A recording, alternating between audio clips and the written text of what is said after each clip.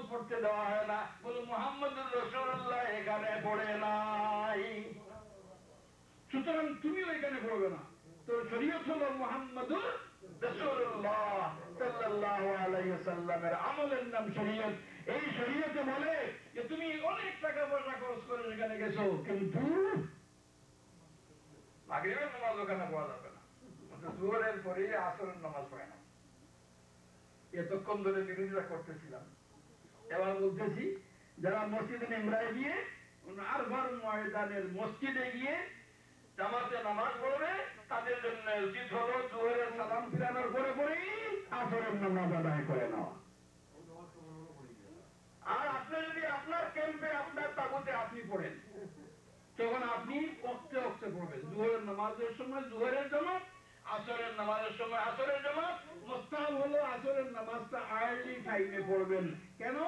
এখানে ইবাদত কার নামাজ নয়, এখানে ইবাদত হলো চোখের পানি ছাড়া, এখানে ইবাদত হলো কান্নাকাটি করা। এই জন্য আল্লাহ ব্যবস্থা করে দিয়েছেন যে জোহরের নামাজের সাথে সাথে আসর শেষ করে দাও, আর মাগরিব পর্যন্ত আর কোন নামাজ টামাজ নাই, শুধু আল্লাহর কাছে কান্দো আর কান্দো। যেহেতু হাওয়ার আদম এখানে কাঁদছিলেন, জোরে বলেন সুবহানাল্লাহ। এই টাইমটা ফ্রি করে দিয়েছেন নামাজ থেকে, শুধু কান্নার জন্য, দোয়া করার জন্য। জোহরের নামাজের সাথে সাথে আসর শেষ করে নাও, আর মাগরিবের নামাজের সময় পর্যন্ত শুধু কান্দো আর কান্দো, নামাজ না, শুধু কান্দো। কেন? ওই যে আদম আর হাওয়া আলাইহিস সালামের কান্দো। আপনাকে ব্যাপার দিতেছে ওই দিকে হাজিরিনে কেরাম, আরফার ময়দানে যাওয়ার নাম হলো হজ, নাকি না? আরফার ময়দানে যাওয়ার নাম হলো হজ, 9 জিলহজ্জে আরফার ময়দানের নাম হলো হজ। আর এই হজটা হলো একটা ইতিহাস স্মরণ করা দেওয়া, আর সেই ইতিহাস হলো মুহাম্মদুর রাসূলুল্লাহর ওসিলা নেওয়া। বলে মুহাম্মদুর রাসূলুল্লাহ ওসিলা, সবাই জুড়ে বলে মুহাম্মদুর রাসূলুল্লাহ ওসিলা। আরে ওসিলা ছাড়া মুসলমান হওয়া যায় না, ওসিলা ছাড়া মুসলমান হবে। আপনি বলেন লা ইলাহা ইল্লাল্লাহ, লা ইলাহা ইল্লাল্লাহ মুহাম্মদুর রাসূলুল্লাহ বলিয়েন না, মুসলমান হওয়া যাবে?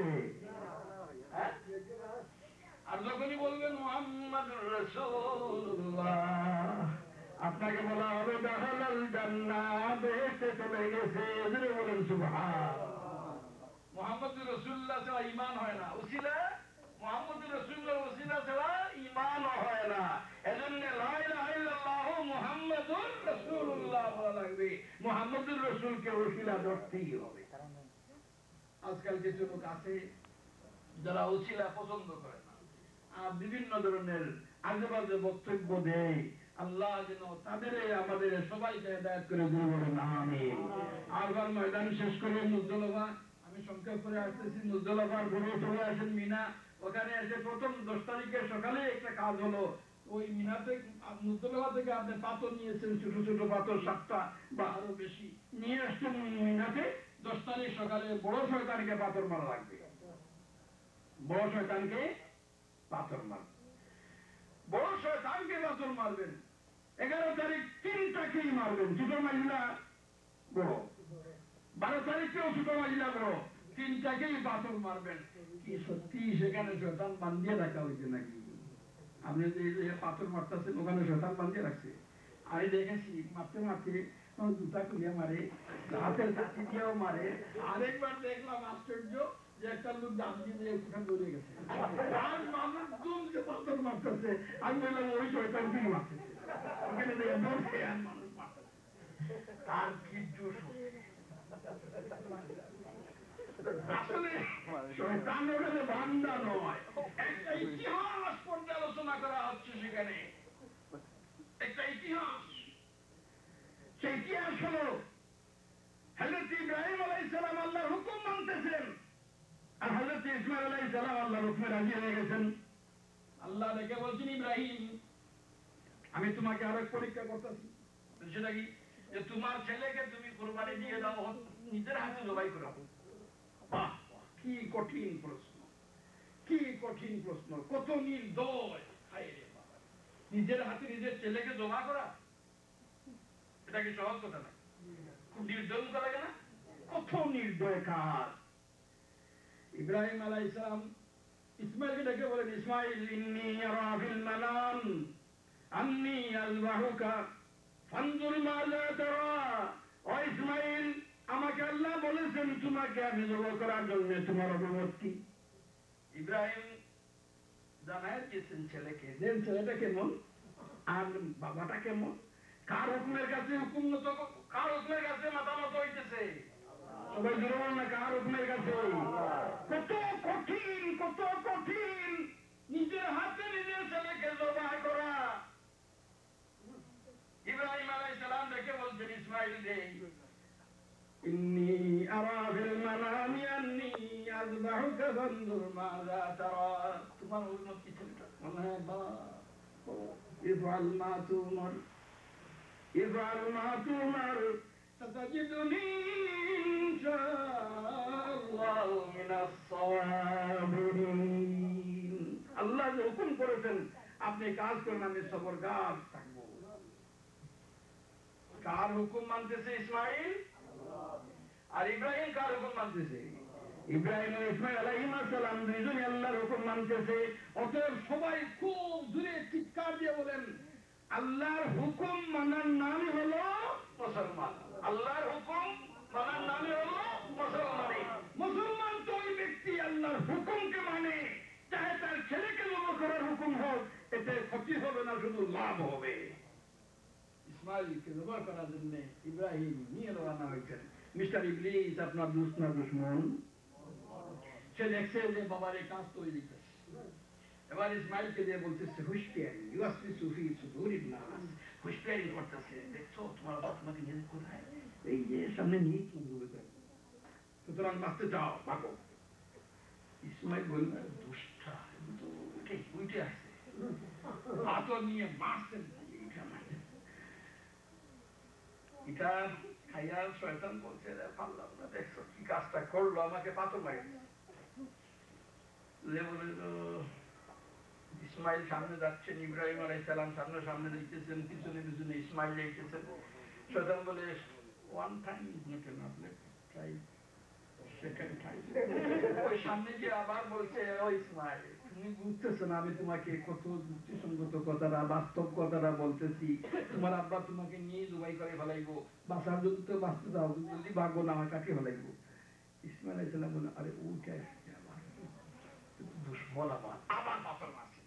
পাথর খাইয়াই শয়তান পিছনে গিয়ে চিন্তা করে দেখছো কি কাজটা হইতেছে, কি নির্দয় কাজটা হইতো, ওরা বুঝতে বুঝতে পারি না। তো লেটস ট্রাই, তো থার্ড টাইম ট্রাই করে দেখি। ওই গেছে আবার থার্ড টাইমে নিয়ে বলতেছে তোমাকে ভালো কথা বলতেছি, তোমার আব্বা তোমার গোলা কাটে করবো, আল্লাহর হুকুম হলো তোমাকে জবাই করা, ও তোমাকে নিয়ে যাইতেছে, নিয়ে জবাই করে ফেলবে, জলদি ভাগো না হয় মারিয়ে ফেলাইবো। ইসমাইল আলাইহিস সালাম বললেন মালাউন, আবার আসছ নাকি, কই আবার পাথর মারছেন। এই কয়বার হইছে? তিনবার পাথর খেয়ে ইবলিস বলছে না, আল্লাহ বান্দাদেরকে ফিরানো যাবে না। যারা আল্লাহ তারা আল্লাহর হুকুম মানবে, যারা আল্লাহ তারা আল্লাহর হুকুম মানবে। ইসমাইল আলাইহিস সালামকে ইব্রাহিম আলাইহিস সালাম জবাই করতেছেন, আল্লাহ দেখতেছেন নাকি? আল্লাহ দেখতেছেন। আহারে কি কাজটা হইতেছে, আমার হুকুমের কারণে বাবা তার নিজের ছেলেটার গর্দনা কাটে ফেলাইছে, ছেলেটাও নীরব সবর করে আমার হুকুমটা পালনের জন্য শুয়ে থাকছে। আরে এই কি আমার কাজ নাকি? অতএব আমার হুকুম তো পালন হয়ে গেছে, অতএব বদলা নিয়ে দাও। ওয়াদাইনা বিযিবিন আযীম, পরওয়ারদিগারে আলম এই ইসমাইল আলাইহিস সালামের বিনিময়ে এক দুম্বা সেখানে রেখে দিলেন, জবা হইল, দুম্বা জবা হইল। আপনাকেও সেই কুরবানি দেওয়া লাগে। কেন? গোশত সেখানে তো কেউ খায় না, কিন্তু আপনার কুরবানি দেওয়া লাগে। এই কুরবানি এর অর্থ হলো যে আপনি যেমন ভাবে ইব্রাহিম আলাইহিস সালাম তার ছেলে ইসমাইলকে আল্লাহর হুকুমের কারণে জবাই করে দিয়েছেন, ইসমাইল আলাইহিস সালাম আল্লাহর হুকুমের কারণে নিজেকে জবাই করতে রাজি হয়ে গেছে। আপনি মুসলমান যদি হন, আল্লাহর হুকুমের জন্য আপনাকে রাজি হতে হবে। যে হুকুম আল্লাহর হয় সেই হুকুম আপনাকে পালন করা লাগবে। এর নামে হলো মুসলমানি, আর এটার নাম হলো হজ। হজে যখন আপনি যাবেন তখন আপনাকে হাতে কলমে মাধ্যমে শিক্ষা দেওয়া হয়েছে মুসলমানি কাকে বলে আর মুসলমান কে। পরিষ্কার হয়েছে কিনা? এ বন্ধু আলোচনা করেছি, একটু পরিষ্কার হয়েছে। এবার বোঝা গেল আমার জান আমার মাল সব আল্লাহর হাওয়ালা, নাকি বলা ভাই? না না, আপনার বলবেন না, সবাই জুড়ে হাত উঠে বলেন আমার জান মালের মালিক কে? জান খান মাল খান আল্লাহ। ইন্নাল্লাহ আশতারা মিনাল মুমিনিনা আনফুসাহুম ওয়া আমওয়ালাহুম বিআন্না লাহুমুল জান্নাহ। মুমিনদের কাছ থেকে আল্লাহ খরিদ করে নিয়ে গেছেন তাদের জান তাদের মাল। আপনারা কি রাজি আছেন নাকি আল্লাহর কাছে আপনার জান বিক্রি দিতে? না না, যারা কথা বলছেন না ওদের রাজি নাই। সবাই জোরে বলেন আল্লাহর কাছে জান বিক্রি দিতে রাজি আছেন নাকি? মাল বিক্রি দিতে রাজি আছেন নাকি? না, সবাই বলছে